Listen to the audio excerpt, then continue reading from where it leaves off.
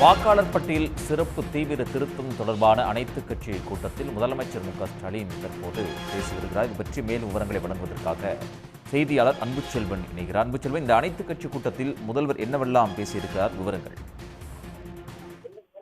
குறிப்பாக வாக்காளர் பட்டியல் சிறப்பு தீவிர திருத்தம் தொடர்பாக திமுக ஏற்பாடு செய்திருக்கக்கூடிய அனைத்து கட்சி கூட்டம் தற்போது தொடர்ந்து நடைபெற்றுக் கொண்டிருக்கிறது. துவக்க உரையாக முதலமைச்சரும் திமுக தலைவருமான மு.க.ஸ்டாலின் பேசினார். அதில் மக்கள் வாக்குரிமையை பறிக்கும் விதமாக அவர்களை அச்சுறுத்தக்கூடிய விதமாகவும் பீகாரில் வாக்காளர் பட்டியல் சிறப்பு தீவிர திருத்த பணிகள் நடைபெற்றது. இதே போல தமிழ்நாடு உட்பட பிற மாநிலங்களும் நடைபெற உள்ள இருக்கிறது.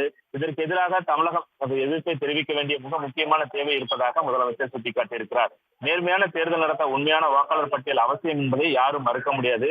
ஆனால் அதற்காக உரிய கால அவகாசத்தை கூட கொடுக்காமல் பதற்றமில்லாத ஒரு சூழலில் அதை செய்ய வேண்டும். அப்போதுதான் அந்த பணிகளை முறையாக செய்ய முடியும். மாறாக தேர்தலுக்கு சில மாதங்களுக்கு முன்பாக முழுமையான திருத்த பணிகள் செய்ய நினைப்பது உண்மையாக வாக்காளர்களை நீக்குவது தந்திரமாகவே பார்க்கிறோம். ஆகவே பீகாரில் செய்வதைத்தான் இங்கே செய்ய வேண்டிய நிலையில் அவர்கள் இருக்கிறார்கள் போல. எனவே தமிழ்நாட்டு மக்களுடைய உரிமைகளை காக்க ஜனநாயக ரீதியான கட்சிகள் ஒருங்கிணைத்து அதற்கான எதிர்ப்பை தெரிவிக்க வேண்டும் என முதலமைச்சர் மு.க.ஸ்டாலின் அனைத்து கட்சி கூட்டத்தில் தனது துவக்க முறையாக தெரிவித்திருக்கிறார்கள். அன்புச்செல்வன், தகவல்களுக்கு நன்றி.